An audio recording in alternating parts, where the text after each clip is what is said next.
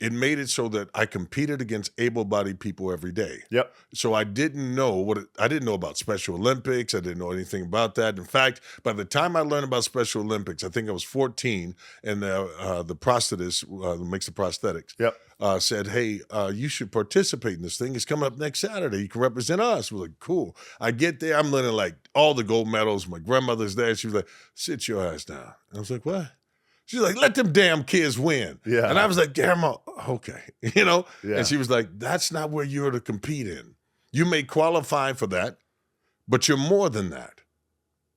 If you want to win, you want to get something, go against kids that don't have disadvantages because Yeah. you don't have one."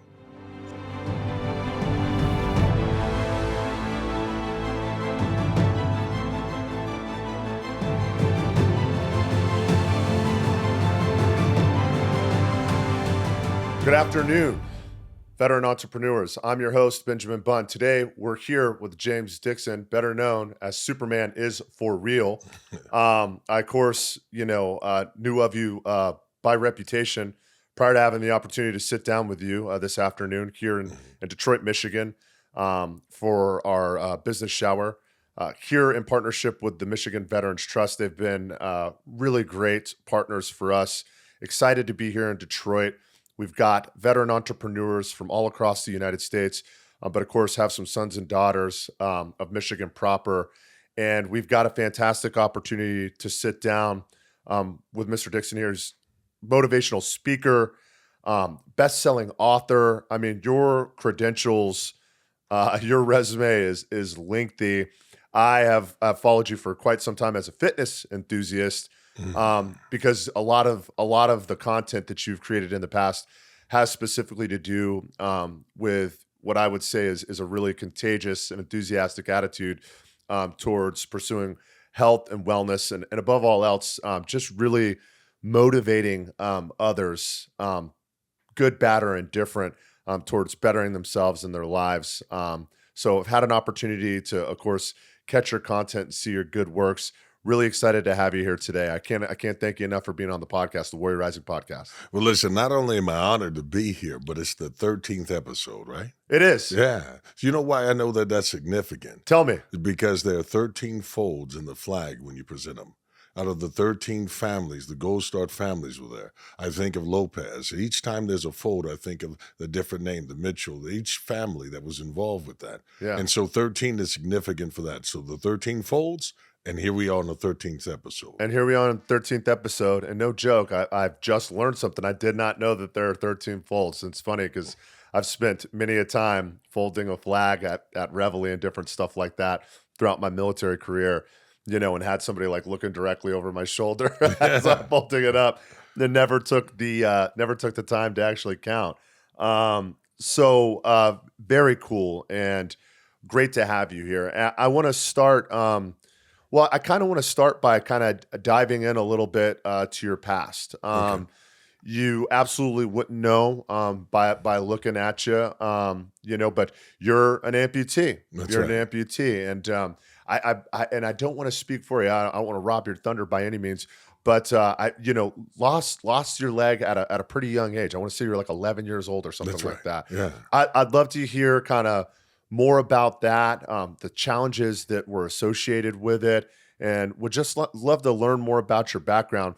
Listen, like when I was 11 years old, if I was worried about showing up, with, not having cool clothes, Right, or, or something goofy like that. And, meanwhile, you had this, what is really, a life-changing event happen to you at a young age in your, in your formative years as an adolescent. So tell me a little bit about what that looked like for you, what the challenges were like, and more importantly, how that shaped you into becoming the man that you are today. Man, I'm glad you asked that. Let me say this, that when you think of me at 11 when I lost my leg, but 11 was when I took my first steps in life. Yeah. It was the first time that I was able to walk on my own. And so that was significant to me. Because I always envied the things that you did. At 9 months of age, everyone else walked. I would watch little cousins come over and they'd walk. They'd pull up, and I couldn't. I was always in a wheelchair, rehab wheelchair. And so losing my leg, which was the frightening moment because I didn't know I was going to lose it. Yeah.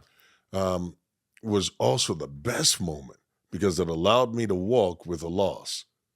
I kind of think of it like the parallels in life, right? Yeah. Is that oftentimes we're afraid to lose something, but in the loss is where you get your gains. You don't even know what you're made of until you lose something. Yeah. Yeah. That's a really good point. And, and it sounds like to a degree you were on a bit of a hamster wheel when you were young, right? It was That's like right. constantly Every 6 months. yeah, every Every 6 6 months. months, like enduring, you know, rehabilitation, what's it gonna hold? And then finally, right, you lose the leg at 11 and this and I don't want to use the word rock bottom, right? I don't think there is rock bottom sometimes, Mhm. right? But it's just like, but when you know the ground truth, it's like, okay, this is what I've Oh, been. that's a good way. This is the card I've been dealt, right? This is the card I'm going to have to play. And in a lot of ways, I think it causes anxiety when you don't know what the future holds. Mm. But at this point, you knew what the future held. You're like, I'm losing it, and from there, now I've got to rebuild based on that. See, What did that look like for you? well, man, I'm going to answer that in a unique way. Okay. I didn't know I was losing. I thought it was just another surgery. Yeah. They didn't tell me. And in fact, they gave me an option and I chose I wanted to keep it and I woke up and it was gone. So I felt betrayed. Damn. And so, but when I came out, when I woke up, my leg is gone Yeah. and there's no one even there to really explain why this happened. And I was having phantoms. Phantoms is that thing that my leg was itching and it was gone. I didn't know it. I got out of the bed because they didn't expect me to wake up when I did. I Yeah. went to go try to go to the bathroom. I fell and I tear the stitches all open and now they have to tie me down. Yeah. That's when I discovered my leg was gone. Damn. And so then bottom for me was the sense of betrayal. Yeah. Bottom for me was feeling abandoned, that no one's there with me during that moment. But then the ground zero, though, that's when everything's scorched and you realize there was a reason for all this. Yeah. And that after the fire of life and everything is burnt up, now you got fertile soil. But that doesn't come until later. Yeah. Do you think that dealing with additional adversity, undergoing surgeries, rehabilitation, and just having more adversity as an adolescent, right? Do you think that shaped kind of what it was like for you growing up? Do you think that as a young person, as a teenager, that you were probably like, I don't want to use the word wiser, but just like you had dealt with more for such a young person? And do you think that was had a big impact on your youth? And No, hell no. yeah, No, let me tell you what had a big impact on my youth. yeah, I had an older cousin who told me when I was 13, "You're a man now." yeah, And I was like, "What?" He was like, "You're a man." And I was like, "You can do whatever the hell you want to do because you're a man." yeah, And I was like, "What? I didn't know this." My mom gave me $300 because she had to go to work. yep, My older cousin was going to take me to the mall. I'm going to buy my first pair of Jordans. Remember, I just started walking less than 2 years ago. yeah, And now I'm about to get a pair of Jordans. This is a big moment because up until then, I never could get shoes like everyone else. yeah, And so my cousin was like, "Why would you spend $300 going and buy shoes? Come with me. I take you to a hotel. We get you a young girl. You become a man today." yeah. I don't know if that's the best way to use it. Well, did you end up getting the Jordans? Well, let me tell you. All right. Let me tell you what happened, man. Yeah. So I listened to my cousin. I end up.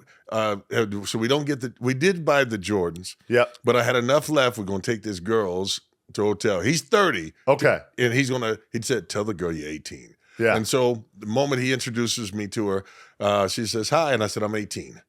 She should have known I was lying Yeah, at yeah. that very moment, right? So we end up going there, and my cousin hypes me all up. I go home, and he hands me the receipt from the hotel, and he goes, "You go in and you look your mom in the eye, and you tell her I'm a man now." Yeah. And I was like, "Yeah." He said, "This is where she'll respect you." And so I come home. I was supposed to be home at like 9:30. Yeah. At the latest. I come home and it's midnight, but it's like 11:59. Yeah. I waited till it was 12 o'clock and I opened the door and I see my mom sitting there on the couch with her arms crossed, upset that I'm not home. Yeah. I opened the door and for the first time, I called her by her first name and I said, "Eloise." And she said, "What'd you say?" And I said, "I'm a man now." Yeah. And I threw the receipt at her and I was like, "Yeah, I'm grown.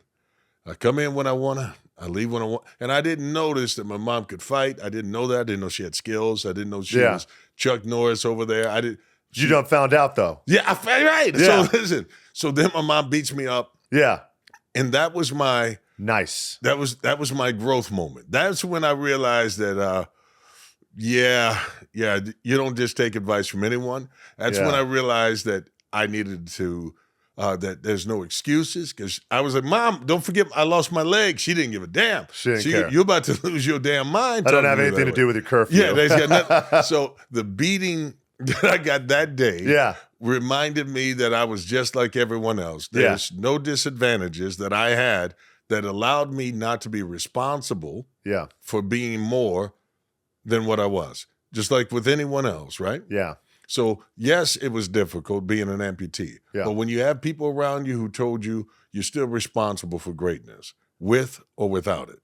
If you think you're a man, manhood isn't having sex, manhood isn't buying stuff. Manhood is becoming accountable for your greatness. Okay. Yeah. Accountable for your greatness, accountable for your action. She wore you out pretty good, though? Oh, she would that. Listen, let me tell you something. My mom is 5'2". Yeah. I'm still afraid of her. Yeah. Yeah, I never, whatever happened in that day, I even tried, I mean, she started, I went from a C student to an A student because of that whooping. No joke. Where was your cousin when you was getting whooped Nah, like that? man, he disappeared. But let me tell you, I Nowhere to be found. When I got off of punishment, Yeah. even though he's 30 and I was 13, I Yeah. went and fought him. No joke. Forgive him. How you give me advice like that? Yeah. Yeah, and after the whooping Mom gave, I figured there's nobody could beat me like that. Yeah. Were you right, though? Was I right to get the whooping? No. Were you right that nobody was going to be able to whoop you like that? No, nobody could do me like that. Nice. No. See, with Mom, you can't throw punches back in. You really can't. Even if I had, I would have lost. Yeah, it would have been Yeah, bad I no never matter seen her what. like that, man. Well, it's a formative way to grow up. It's funny how both friends and family can influence you ways that you might not always recognize at the time. But of course, it's good to hear. It sounds like your mom kept you on track. You know, I was raised by my mother. You know, for the most part, she raised us on her own. You know what I mean? My dad was around here and there. When he was, though, it wasn't always a great thing.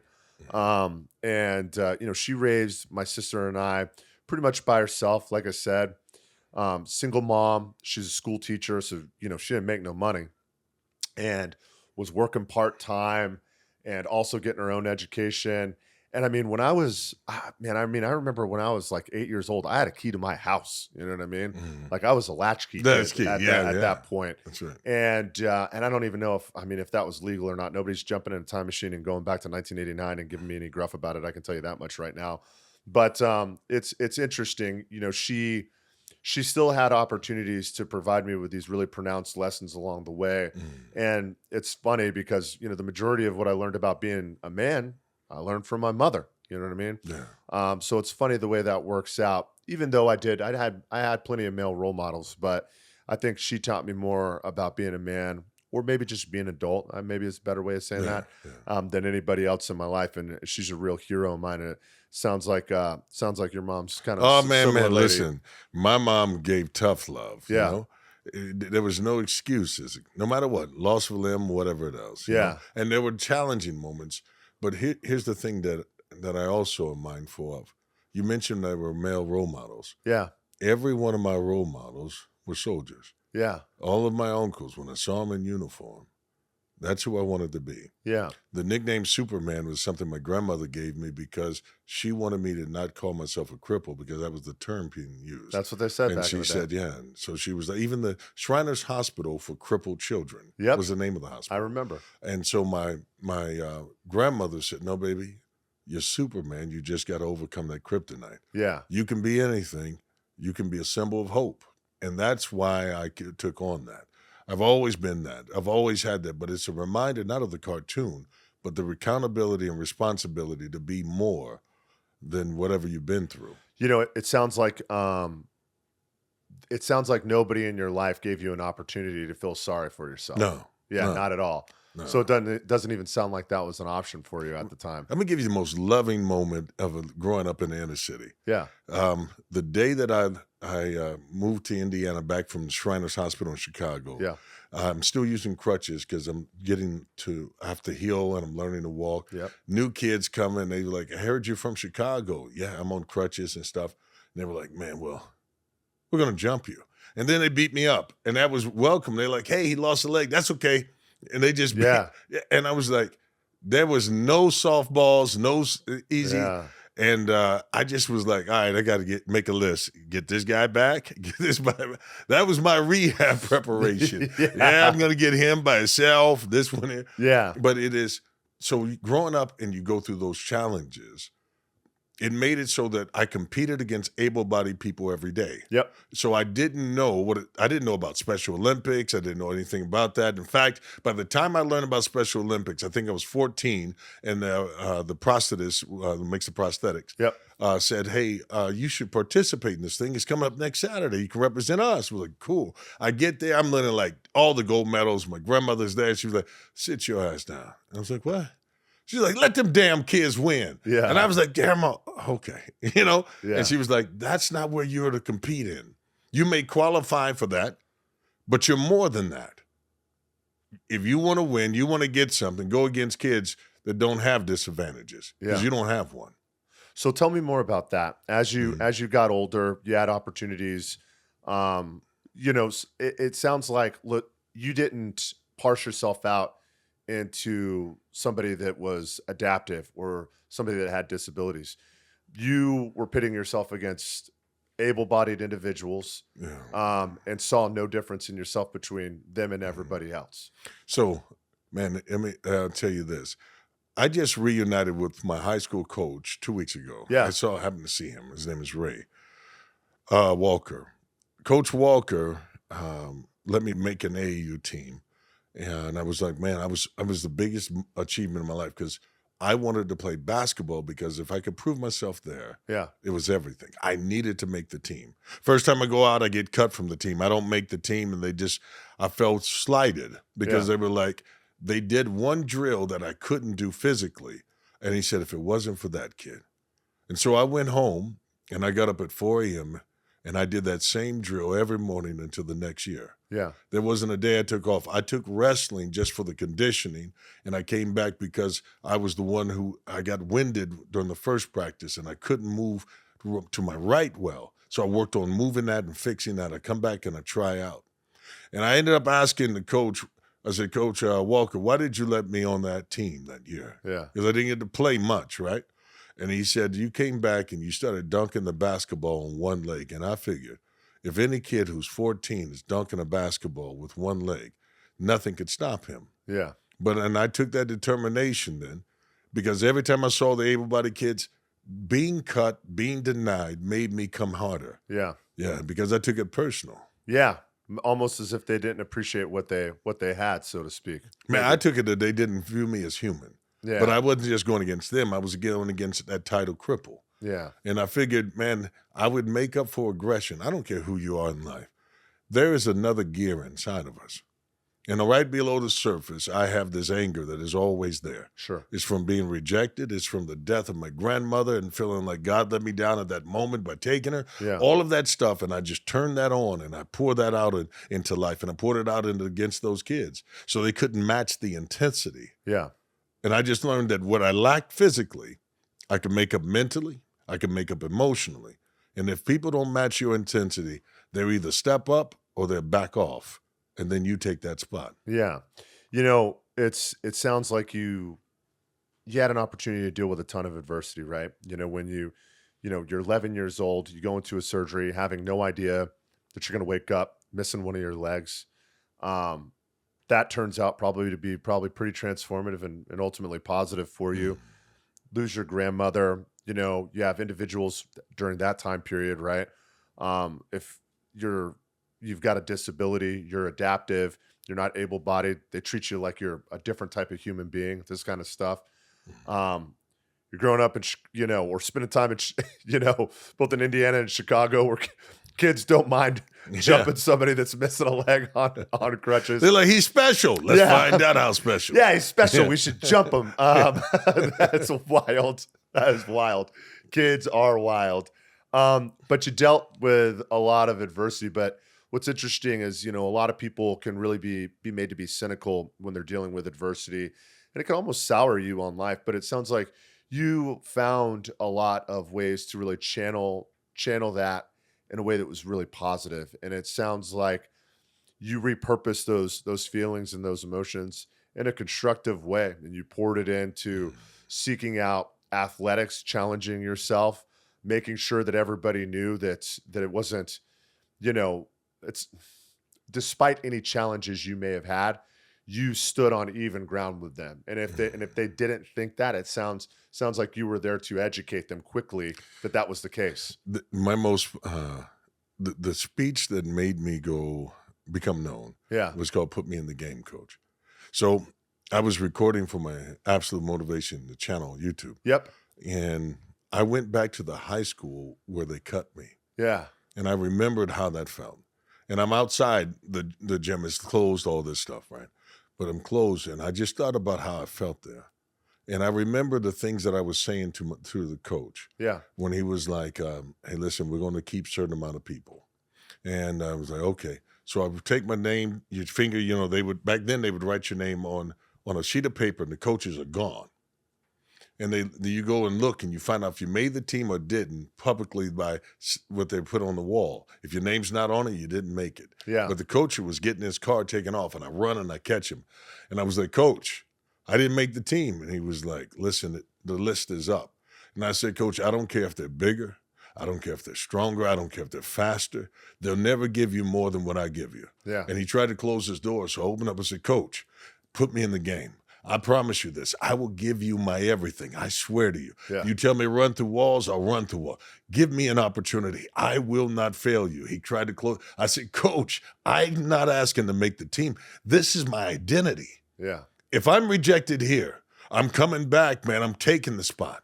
I promise you that." Yeah. And so when he closed his door, I came back the next year, and I was like, "You don't have to put me in the game. I'm taking the spot." Yeah.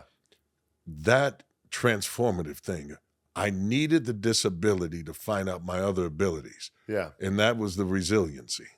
How old were you when that happened?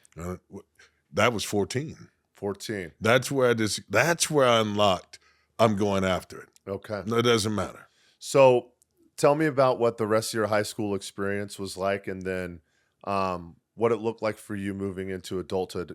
Obviously, you've had an opportunity to tell your story, Yeah. and to produce fantastic content, motivate people worldwide at this point, both through, your speeches, your keynote opportunities to speak to others, through your writing, so many different platforms. But how did that grow? And at what point did you realize that sharing your story and sharing it with others and teaching others, right, to become empowered, right, and to kind of, I guess, kind of own their story, own their personality, own their setbacks and these things that look like they're insurmountable, and to turn that, right, or repurpose that into a method by which to really take control of your life and be the best version of yourself.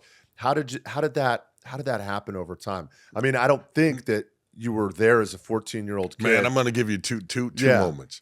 There's such a thing as a made man. It's Yeah. a Mavi term. A made man, you get a certain level. My made man moment was that the kids in the inner city, man, bus drivers would come and they just torture them. Yeah. For the hell of it. I don't know why. It was just the bus driver on the way to school. The kids are quiet, man. Everybody's sleepy, so they don't do anything. Yeah. The way home, it's time to throw stuff at the driver while they're driving us, threaten to beat them up, sell drugs on it, have sex on the bus, whatever. That was my school. The right? craziest stuff that I ever saw when I was young was on the bus. That's See- where I saw my first firearm. Yeah, That's where there I you go. saw my first naked person. Yeah, It was mayhem. Yeah. All that stuff was going on. So I remember there was bus drivers. We were just going through them left and right. Yeah. So here's my made man moment. My grandmother was always like, so I was small up until about the sophomore year. And then I grew to about 6'3" and 210, 220. Yep. Right? And all of a sudden, my grandmother was like, your role in life is to look out for others. You know that, right? Yeah. And so, yes, ma'am. And so I started doing yards work for the seniors in the community and Sure. stuff like that.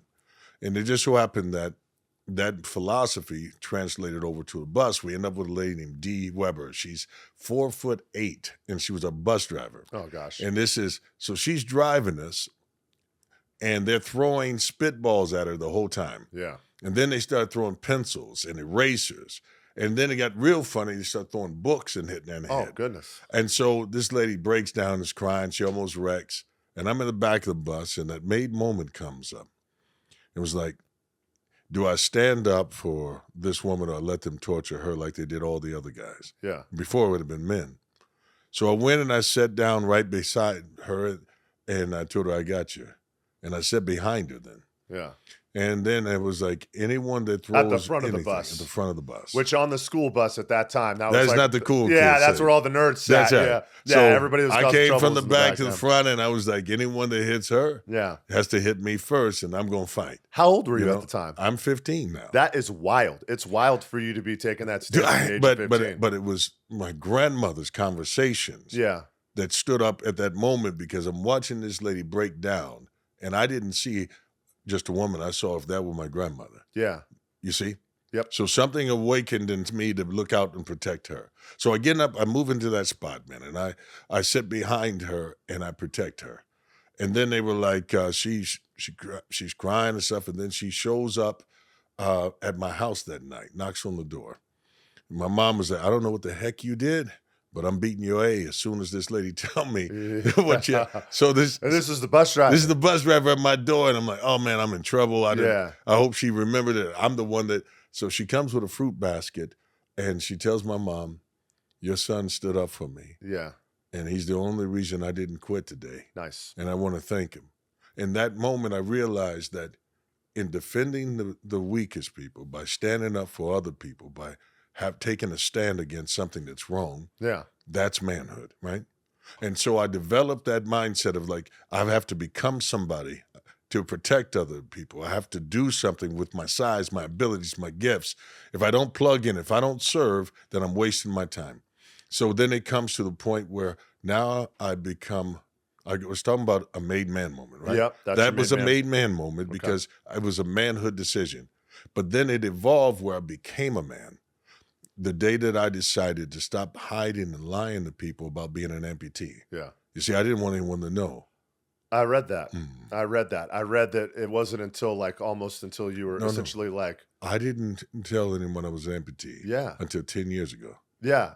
That's wild, Yeah. right? And I it's like hid you that. spent the majority of your life lying, hiding this because thing. I wanted acceptance and I wanted to prove people wrong and not realizing that I was denying the people that needed me. When I came off of mute and started talking, I became a voice to not just a segment of people, but a whole world could now hear me. Yeah.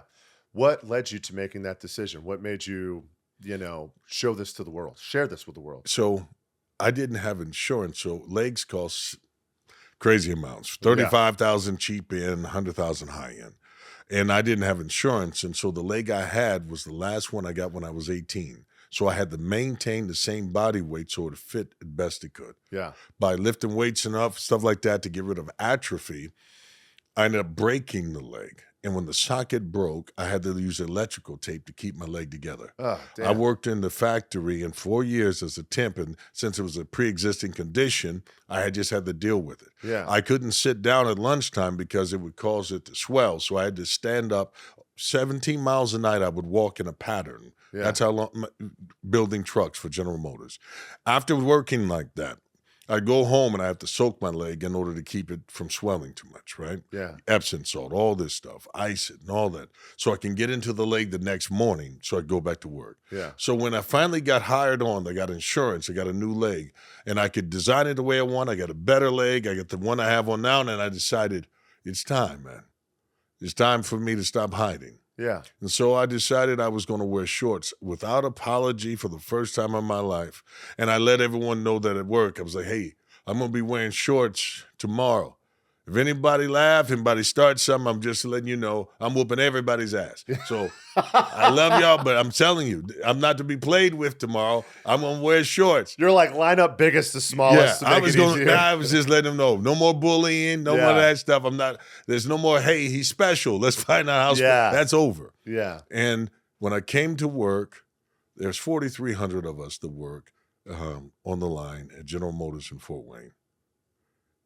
That's all 3 shifts. When I came into work, there were 1,200 people who work in my area, all in shorts Yeah. with me. That type of solidarity, they wore them because I wore Yeah. And when I saw that when I took a stand, people would stand with me, Yeah. that's a being made a man moment. And I was like, all this time I was afraid of being rejected. And the truth is, there's a whole army of people waiting to stand behind you That's right. if you'll stand out. And so it sounds like that was probably a bit. How old were you when that happened? Dude, I was 41. 41 years old. And it sounds like that was a transformative moment for you, Oh, for your man, life. it's massive. For your life. It The changed your acceptance life. of it, all that's, man. And then when you're free, Yeah. when you let go of those things in the quietness of your head that nobody will accept you, no one will ever love you, when you let go of all these peer pressure thoughts and all this other stuff, right, that really never mattered in the first place, all of a sudden, man, you get to touch lives like you never thought. So, this happens, said about 10 years ago. Yep. And so how do we get from, in the factory at GM to where you're at now? Man, you're going to love this one. Yeah, I think so. So here's my journey in excellence from that moment. GM sees that I'm an amputee Yep. and asked me to start talking to the other amputees, coaching them. Yeah. In fact, they started giving me days off, 109s. You can go help other amputees. Yeah. We'll pay you to go help other amputees. Either they're in the plant, former employees, whatever it is, we will pay you to go help them. And GM provided you with this opportunity. GM provided me that. Dang. So I'm doing this. These are they're meeting them. The UAW's taking care of me. I'm teaching other people how to walk. I teach them how to do the job, you name it. So the more I'm doing that, I was like, man, I got to make a video to show you how to do this stuff. Yeah. And so they're like, here's how to go up steps properly. Here's how, when you walk, you're learning to walk wrong. Use your core. People don't walk with their legs. Able-bodied people walk with their full bodies. They walk with their so full stop walking with just here. So the more I started teaching these type of things, it was like, now I got to make videos. So we make videos, and then I started getting calls. Can you come visit this person in the hospital? Yeah. So I get there, and I'm meeting these people at the hospital and working with them. And all of a sudden, I realized, man, I can't get to them enough. And so I was like, they're really discouraged.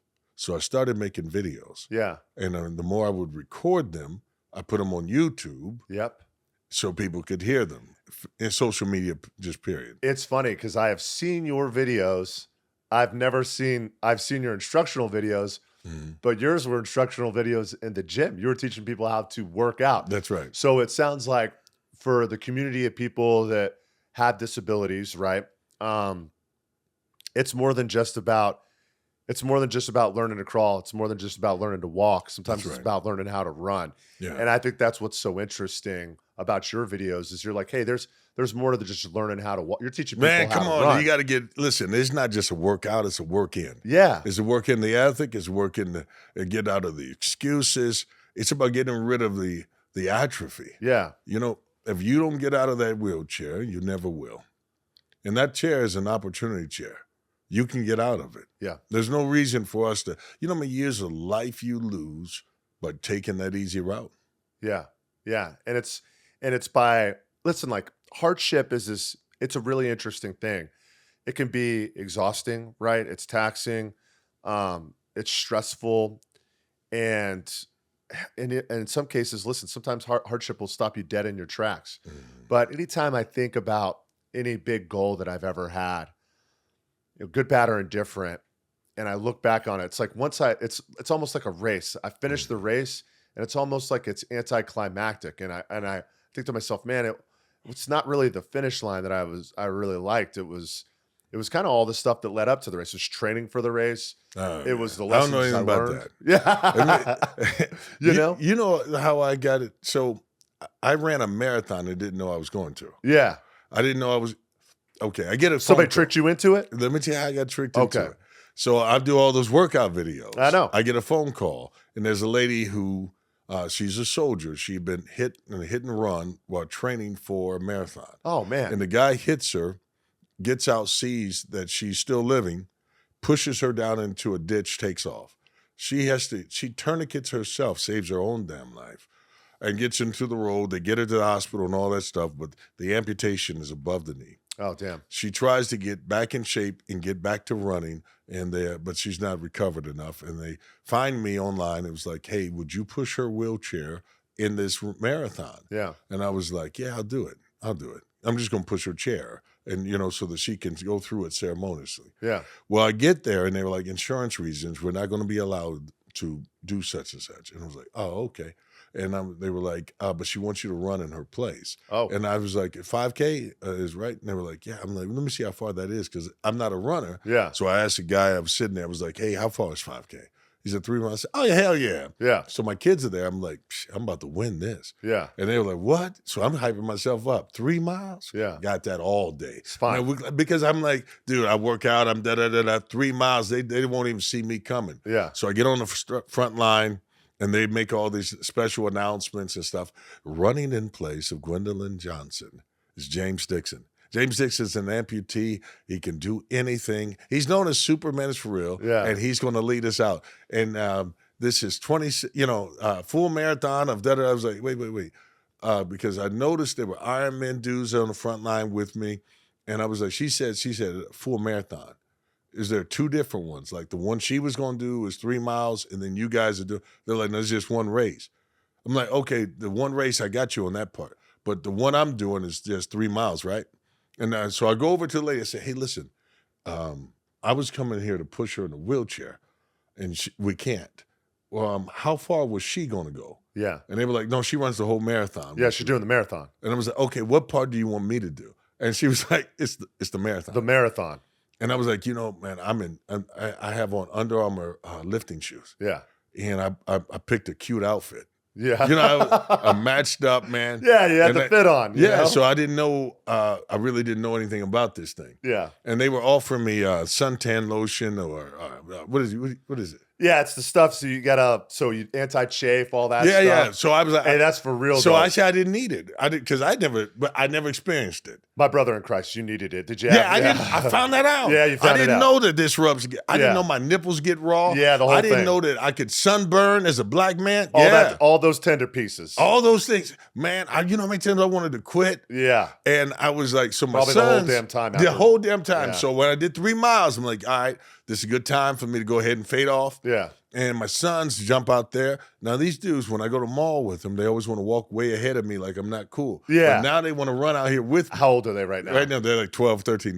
So they're like, yeah. Don't hug me, don't kiss me. Right. So they're there, but now they want to run with me. Dad, you said you're going to win. Yeah. I'm like, hey, listen, in life, there are times, it's not about winning. Yeah. Yeah. Even though I said I was going to win, they're like, come on. And so I'm telling my son, James Jr., hey, listen, I give you $100 if you catch the guy in front because I need to get rid of him because he's pushing the pace and he's forcing me, to come up with. He's got me all messed up. Yeah, there you go. I need you to get him up off the checkerboard. Yeah, so I need him. So he goes, run up a little bit. Then he turns around and says, I'd rather run with you. Yeah. I was like, you little, you don't even like me like this. I don't even understand where you got that You from. don't even want to walk with me in the mall. What are you acting like you like me like that? Yeah, that's And funny. then they keep trading off. My one, so Jeremiah and James, they trade off. They're slick. Yeah, and so anyway, I keep going. And then I wanted to quit probably about the 10th mile because I had to pee. And I was like, man, where do you pee at? Yeah. Because if I stop running, and this guy, he's running by, so I keep up with him a little bit. I said, man, if you got to pee, what do you do? He said, let it go. Yeah, I was going to tell you, if you want to know where to use the bathroom and you ask a marathoner, they're just going to tell you all over the place. Yeah. So wherever you want. But I didn't know that. Yeah. I was like, man, I don't know about that. I'm going to hold it a little while longer. Yeah. And then I was like, peeing on myself, that'd be embarrassing because this outfit. Yeah. It was show. Not on the fit. Yeah. Yeah. So anyway, to keep going, man. And then I was like, yeah, it's time to quit, man, because it's starting to rain. My safety, if I slipped, I can't be. Then it stopped raining. Yeah, then it stopped raining. Yeah, so I'm like, damn, I can't quit on that. So then I was like, I'm going to walk, man. I'm going to just go ahead and pull up. But then something beautiful happened. See, I got a new prosthetic. That's why I could do this one. Yep. But I felt fatigued in my sound or my good leg for the first time in my life. Oh, how about that? And I'd never known that. Yeah. I had never pushed myself to a point where I felt like my good leg wanted to give up. Yeah. And when that happened, it was like, wow, what is that? Yeah, we're like new skill unlocked. Right, there it is. Yeah, new skill. But I didn't feel any discomfort or pain on my prosthetic side. Nice. It had energy return. It was, I've got the best leg. Yeah. And so the only thing is, man, my side is burning, lungs are burning, sweat getting in my eyes, that type of thing. But I'm discovering. And as I keep going, right when I want to quit again, there was another amputee, or there would be Gwendolyn, there were different people, and they were like, come on, James, you can do it. Yep. And their belief in me kept me going. Nice. And then it got to about the 18 mile. And I was like, man, how many? Damn, 9 more. That's where I wanted to quit again, right? Yeah. But I couldn't. And so when I finished, man, there was something pure there. Yeah. You know that? When I ran, because I ran it in. That felt cathartic. Yeah. Yeah. And it was emotional, very emotional. I'm emotional now, thinking about, even though I did not train for that, Yeah. I didn't break in that. Yeah. I wanted to break down several times. Skin broke down, all those other things that happened. But I learned and I met another version of myself. Yeah.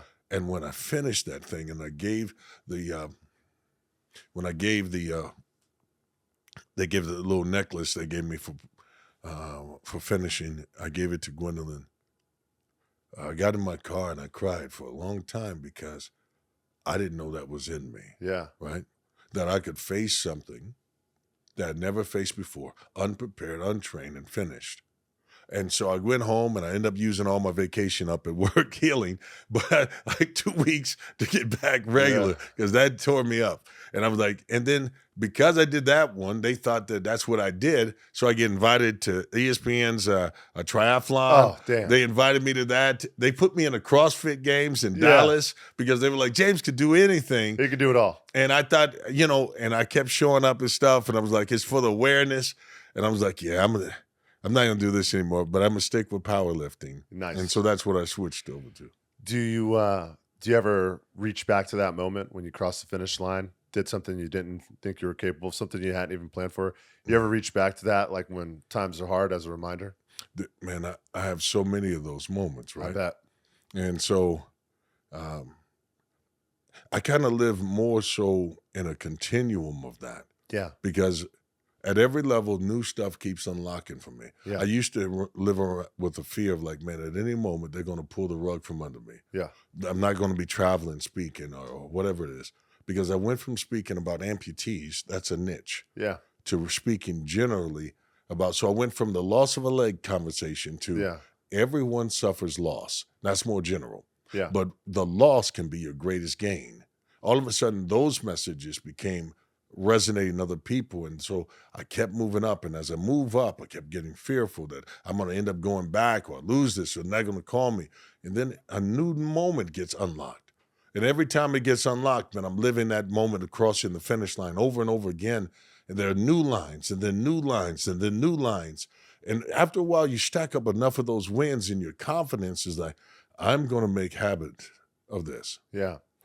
So what you said is so interesting, right? Because as we talk about this, as we talk about, your journey with GM, how, they repurposed you to help other people. Mm. And then how essentially this became your job. This became your job, your work. Mm. And I think that's so interesting. And we talked a little bit about this before we got started, of what it's like when you're the commodity, and we work with veteran entrepreneurs all the time. Mm.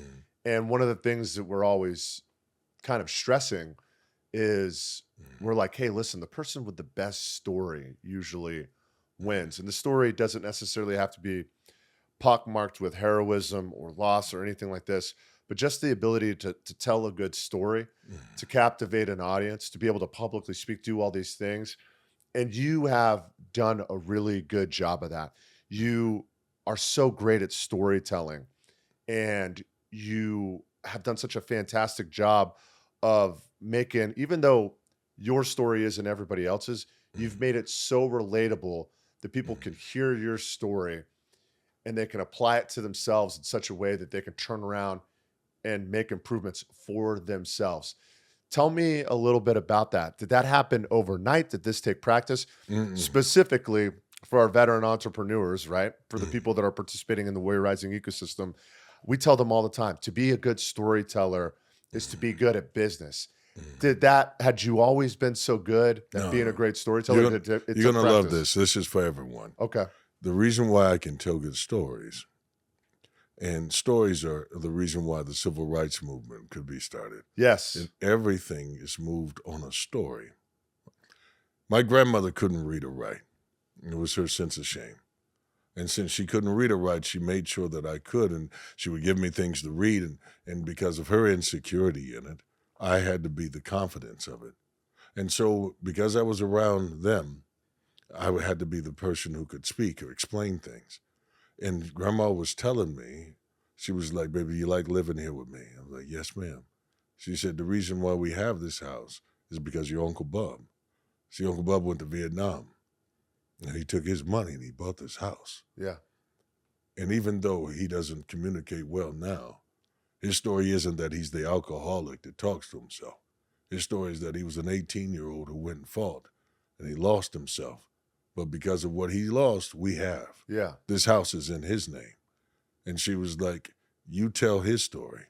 You see? Yeah. When people are making fun of your uncle about talking himself, drinking, and the way he carries himself, all that stuff, you don't let that be you. You tell him who he is, that he's a hero. And you live in his house. He doesn't live with us. We live with him. Yeah. You see, the story was built on emotion. The story is built on something real. You have to have a story that connects with your emotions, because the emotions are a fireplace for the will to take off, man. You got to have embers there. Yeah. People connect and come to that warmth. But if you can't tell the story, there is no glory. Yeah. You can have the best of things. People don't buy things, they buy who. Yeah. Yeah. That is, man, I can't agree with you more. You said people don't buy things, they buy who. And this seems like so innocuous or kind of silly to kind of talk about, but whether I'm buying toothpaste or I tell people this all the time. I talk about the bread aisle in the grocery store. And I tell people anytime they start a business and they're like, well, it's kind of a crowded or competitive space. Or when somebody will try and discourage them, they're like, that space is too crowded. It's too competitive. I'm like, you've clearly never walked through the bread aisle in the grocery store because it's an entire aisle. And for some reason, all those brands are existing right now. That's right. But some of those brands have a better story. And I use Dave's Killer Bread like all the time as this like analogy. And I'm like, and a lot of times I'll ask people, I'll be like, hey, everybody go ahead and I'll write down on a piece of paper and I'll write Dave's, big bold letters. And I'll flip the piece of paper over. And I'll be like, hey, everybody show of hands. Just anybody tell me about, a type of bread they buy in the grocery store. I always hear Wonder Bread. I always hear Nature's Own. And I always hear Dave's Killer Bread, predominantly Dave's Killer Bread. And I'll hold up the piece of paper and I'll show that it sees Dave's. I was like, I knew you guys were going to say Dave's. And the reason is it's recognizable because it has a story. There's a story about this guy that used to be a felon, right? Or is a felon. He's a convicted felon, but he's repurposed his life towards a vocation that he's passionate about, that his family practiced. And that was baking great bread. Now he's got this great story about taking felons and reforming them, teaching them vocation, hiring these individuals, right? And letting them take part in society in a way that's substantive, impactful. And he's built an entire brand around that. And he's just selling sliced bread. Talk, man. He's just selling sliced bread. Yeah. But it's a fantastic story. Man, but you're not buying bread, you're buying a slice of what he has in him. That's right. Yeah. That's right. And I know the logo, I know the name because the story is compelling. And I appreciate you telling, saying to everybody that's like, hey, that story is the glory, right? Big, small, bad, and different. It doesn't matter. People want to know about that story, right? People want to know. And if you can tell a great story, man, you can do anything, I think. People always ask me on job interviews back when I actually used to interview for jobs. They'd be like, what's your superpower? And I was like, I'm a good storyteller. And they're like, what? And I was like, let me square you away, And by the end of the interview, usually I have an offer, usually a good one. But, well, that's a fantastic piece of advice. Great storytelling. As you move forward into the future, where do you see yourself growing? Where do you see yourself having the most impact? Where's your journey going to take you? Let me do this. I start off, I use the phrase journey in excellence, right? Yeah. Because that's the standard. I am a debtor, I owe. My grandmother had already reared 9 children. And when she took me in, she was like, baby, I'm supposed to be retired. I ain't supposed to be raising people's kids. But if I take you on, if I raise you, you got to promise me that you won't waste my line. And I was like, your line? My lifeline. If I pour myself into you, don't waste it. Yeah. You understand? I don't have to give you me, and I'm giving you me. I need you to be a great man. Good ain't enough. Good ain't enough, El Trey. That's my middle name. She called you by your middle name? She said, it's not enough Yeah. to be good. And so as I've woken up and now I'm chasing after everything that was held back from me, by me. Yeah. In a year and a half, man, I walked off the factory floor and I went from 100,000 a year to 100,000 a speaking engagement. Nice. I went from that to making that a month, no matter what, through YouTube. Everything changed, right? Yeah. And so all these things come up. So it's not money anymore. So what will make you if it's not money? Yeah. In the year and a half, I've been knighted. I have the President's Lifetime Achievement Award. I've been asked to write presidential speeches, even in this campaign. I've spoken to the attorney generals, all of them at one time as their keynote. I've spoken to the CIA, FBI. I've had all of these things. So what's next for me? A Nobel Peace Prize. Okay, let's That's go. what I'm going after. Let's go. Yeah, why? It's because I'm responsible to change lives across the globe. Yeah. And if it's not me, then who? And why not me? Yeah, why not? Yeah. The debt that I owe can only be paid is that by the time that I'm gone, my last name is remembered and not my first name. Yeah. Yeah. Yeah. Because that's the one that you inherited. That's the one I inherited, and it's the one I pass on. I love that. I really like that. So for all of our podcast guests, our audience are veteran entrepreneurs, but broadly entrepreneurs. It's not just veterans that we help. It's also their family members, their spouses, That's right. qualified family members. And for us, it's really about communities. It's why we still do business showers, right? I think there's plenty of opportunity. We could do business pitches virtually. We could mail them a check, but we have business showers in communities across the United States because we want these communities to see the impact that we're making. And sometimes it's about communities. I love the United States. I love being American. But one of the things I love about the United States, one of the things I love about the United States of America is there's all these states quilted together, and we somehow are making it work all the time. Whenever people are like, oh man, America seems like it's having problems right now, I'm like, yeah, there's 50 total states and they're all totally different. Each one has its own actual governor, like it has its own personality, but it's that beautiful quilt work that we've figured out how to still make it all work and be the most successful and profitable nation on the face of the planet by leaps and bounds. That's so special, and it's why we continue to have these events locally and in these communities. But we always try and provide them with education and advice and some succinct takeaways. For you, what's been a book or a podcast or a source of education that's been really important for you as an entrepreneur? Because good, bad, or indifferent, you are an entrepreneur. You know what I mean? Yeah. I mean, we had to start a business. Yeah. So let me give the journey for everyone that is listening. Yeah, come on. So here's the thing. You'll start off with a passion and your skill. And along the way, your skill it'll reveal that you have some gaps. So it went from, here I am as a speaker. Then they're like, no, you're a corporation. Yeah. Right? You say, wait, I got social media. I said, no, you're a media company. Yeah. I said, well, how do I do this thing? You realize that your influence can bring about affluence. You bring in income, but then you have to watch what you endorse. You have to get contracts. You got to get the right attorney. You need a business plan, but don't you just need a business plan? You need to find mentors who've done what you're talking about doing. It's not just found in a book. Here's the one thing I will also tell you, that people with philosophy or an argument can't compete with people with experience. Yeah. I would rather go get a mentor who's actually done it than have a professor who's talking about what you should do that they've never done. Yeah. So find someone that has done it and have them as a mentor. And don't be afraid to drop a mentor when you outgrow them. It happens. Yeah. Because as you move up, you have to find people that you can continually grow from. Yeah. Otherwise, you get stunted yourself. That is such a great piece of advice. Finding a coach and finding a mentor. And, I tell people all the time that when I started my first business, I wish Warrior Rising had been around, because I had to kind of quilt together coaches and mentors, right? Sometimes I refer to it as establishing a cabinet, the same way a president does, right? It's like I have my cabinet of advisors, and I don't necessarily have any. I have a couple people that I consider definitively they've coached and mentored me. these really integral and important men in my life. And I called them sometimes, and I've told them that they were this thing to me, and they still are. Um, and I hope they know how important they've been to me. But you nailed it, and you also nailed it that sometimes you outgrow them. I've got friends in my life where I used to be their mentor. They used to look up to me.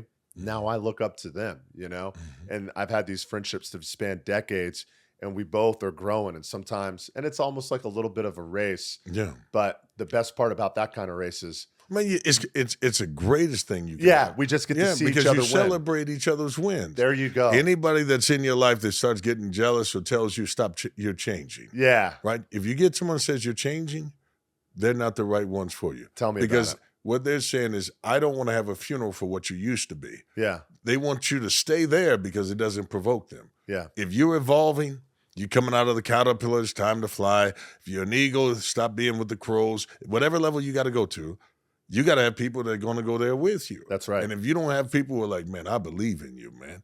Dude, if I'm not winning, you're winning.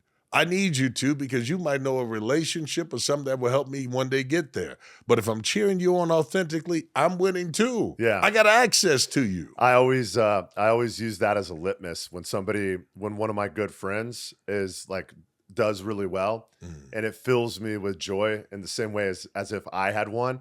I'm like, damn, that must be one of my best friends. You know what I mean? Because I feel like I just won. Yeah. I feel like I just won.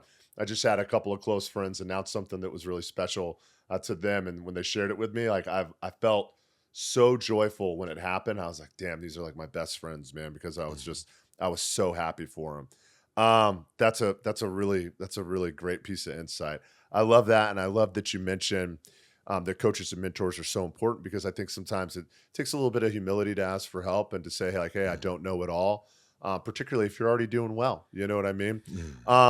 James, listen, you have so many ways to provide outreach to people. There's so many different ways to find out about you, to find out what you offer, to hear you speak, to read what you've written.